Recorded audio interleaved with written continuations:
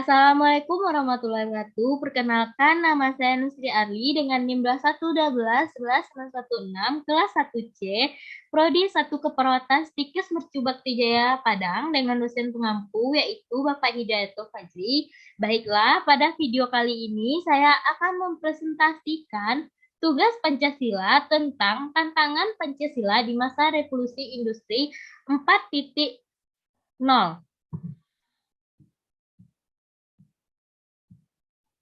Sejarah revolusi dimulai dari 1.0 terjadi pada abad ke-18 melalui penemuan mesin uap sehingga memungkinkan barang dapat diproduksi secara massal.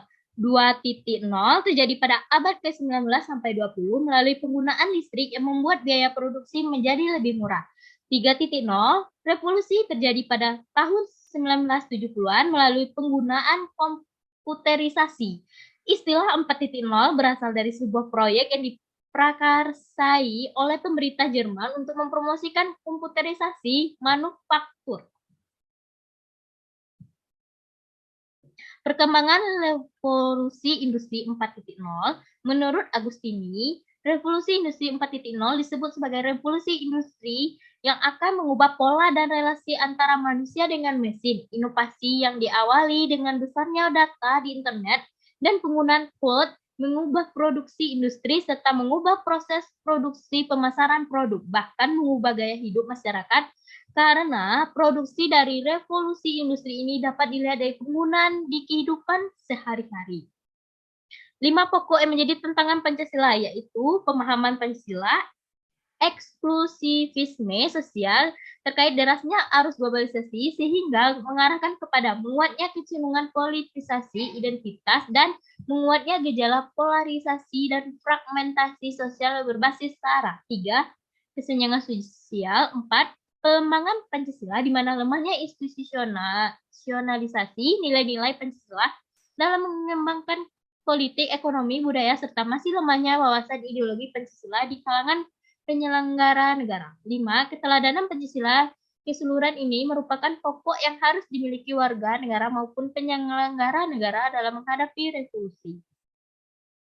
Tantangan Pancasila dari sudut pandangan mahasiswa di revolusi 4.0. 1. Banyaknya pengangguran dalam revolusi industri 4.0 adalah karena masalah kompetensi SDM di Indonesia yang didukung dengan rendahnya kemampuan berbahasa Inggris tenaga kerja dan lulusan perguruan tinggi di Indonesia.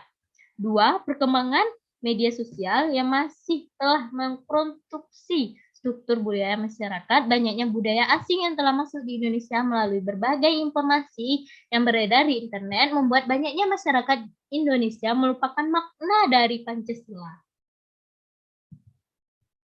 Next, ketiga, banyaknya pelajaran yang sudah tidak terlepas dari handphone, mudahnya masuk informasi dari internet yang terkadang informasi tersebut bertolak belakang dengan nilai Pancasila.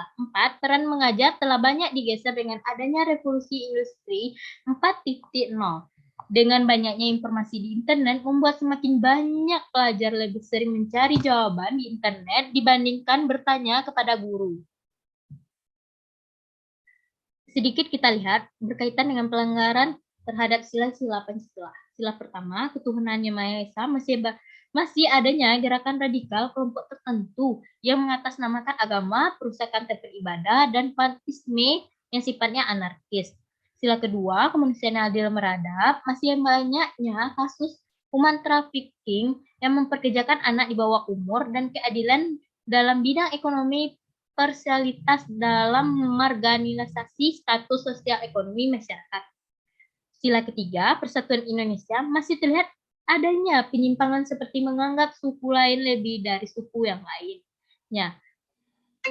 Perang antar suku, adanya gerakan organisasi separatis 4. Sila keempat, kerakyatan dipimpin oleh hikmat kebijaksanaan dalam permusyawaratan atau perwakilan. Hal ini juga masih terlihat masih rendahnya kedewasaan demokrasi, diantaranya adalah politik primordial, money politik, isu putra daerah, dan sebagainya.